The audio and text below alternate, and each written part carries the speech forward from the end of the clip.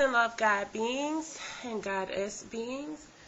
I apologize, I haven't made a video in a while because my camera or my computer has been acting up, but I feel really lit right now.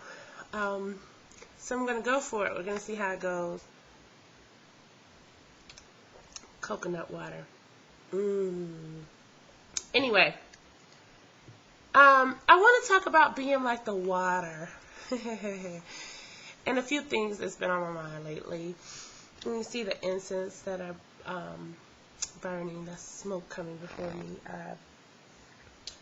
Dragon blood and spiritual guide.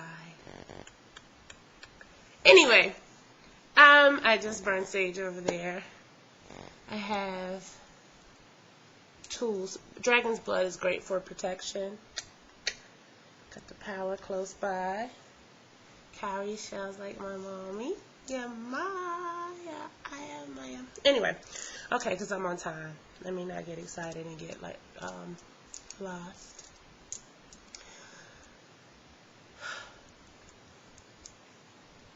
Well, I'm back.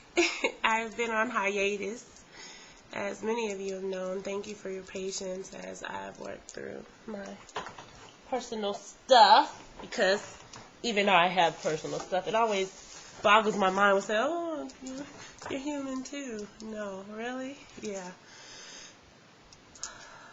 Such a good space, but I'm excited too. What I wanted to talk about is the power of our minds and not understanding how much we come into a new system of thinking with an old mode of thinking. Many of us are elevating. We are awakening, and that's beautiful. But we are awakening. We are not completely awakened. And what I mean by that is we have not transitioned to the point where we still don't need to participate in this system. Now, the reason why I say that is this. First of all, our minds aren't completely awake. And what's happening is we're funneling in all of this new, wonderful information into our minds with old patterns, which means we make the freedom that comes from higher thinking and we minimize it to 3D. And what I mean by that is, oh my God, spirits, please help me, because it feels hard to explain, because words limit and bind so much, because a lot of where we're going, words just aren't necessary.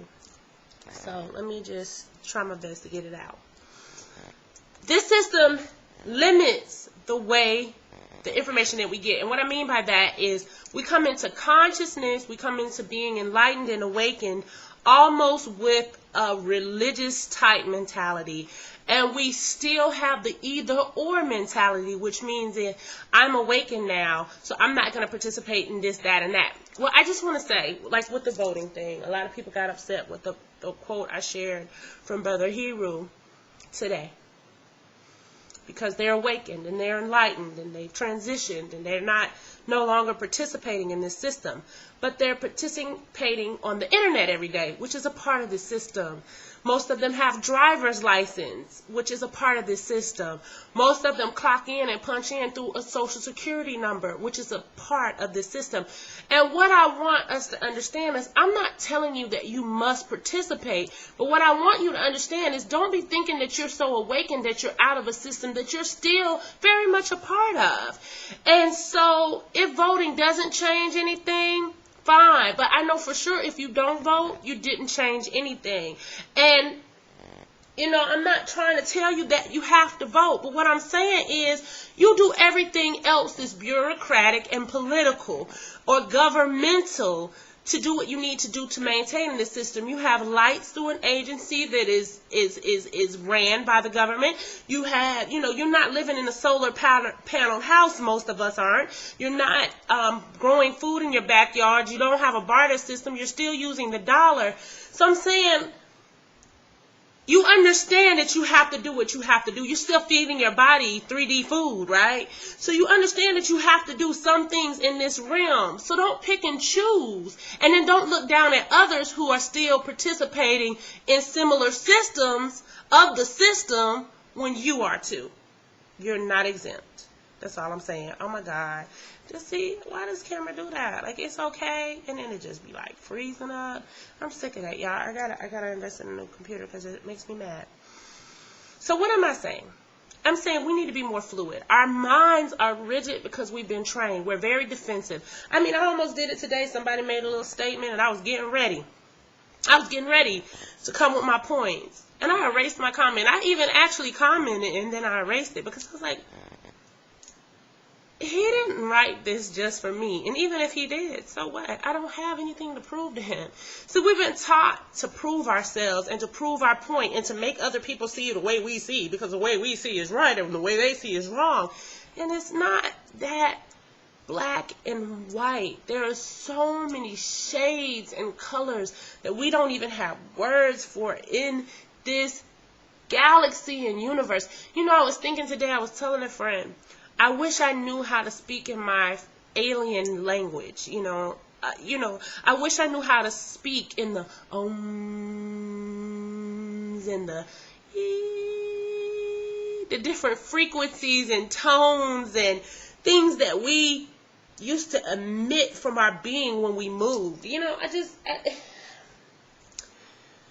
because I feel like I'm speaking in tones and frequencies anyway to most people.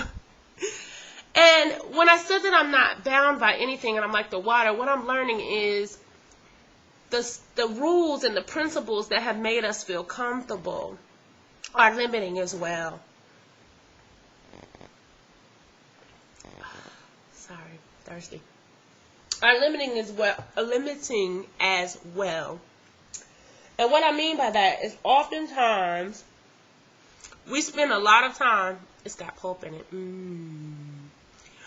A lot of times we spend a lot of time sticking to routine patterns of thinking.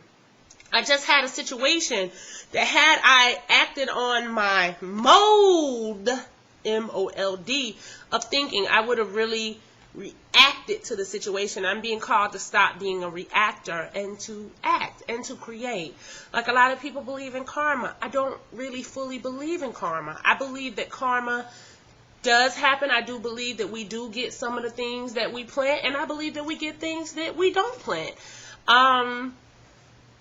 That's just me. And I'm not trying to make anybody stop believing in karma, but I hate when people try to make me believe in karma. I'm a creator. Okay, it's really freezing. See what I'm talking about? Y'all see what the camera's doing? So I'm going to stop it in a second. Maybe that's good. I can load a little bit at a time, and a little bit at a time, and a little bit at a time, and then you guys can hear me, and all is well. And I don't understand. Like, it makes me not want to record. Okay, be above the camera. But what I'm saying is, we got to get to a place where we stop thinking in these rigid modes of thinking that once worked. You know, it's not black or white, either or. It's not them against us. Yes, we have opposition and we have enemies. I'm not telling anybody don't be prepared to fight. I'm not telling anybody don't be wise. I'm not telling anybody don't study. But I'm saying we must get to a place where we begin to judge each situation and incident as a situation and incident. That piling stuff on top of each other, you know, it becomes old thinking, and what we do is we start reverting to the old patterns. This is what always happens, this is how it's always done, so this is how I'm going to always react, and this is what I'm going to always do. And we're missing opportunities to clean out the gunk that keeps our minds from working fully. So what am I bound to? I am bound to love. I am bound to divine love. And in divine love there is freedom. And that freedom comes to say that I must respect others and honor others because I don't want to limit their potential to be free. I don't want to harm their right to be free. I don't have to agree with what they're doing, and there are a lot of things that I don't agree with. And in my side of the galaxy, when I make my own galaxy, I'm not going to let certain stuff go on in my galaxy. I'm so funny to me. But we let things ruffle our spiritual feathers. I said that today. That's my new thing, ruffling our spiritual feathers. We can't have it every way. We can't be so quick to react. We must learn to be agents of change. And we must exercise that in the physical realm in some way. We have not ascended as of yet. So there are things to do. There is a reason why we came back in fleshly vessels in this period to do certain things.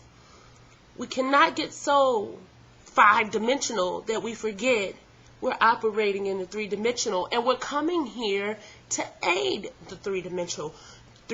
We're coming here to bring a certain balance and healing, and if we weren't, we would have already ascended. So, as we are awakening, we have to deprogram the kinds of ways and patterns of thinking that come from what we're used to doing.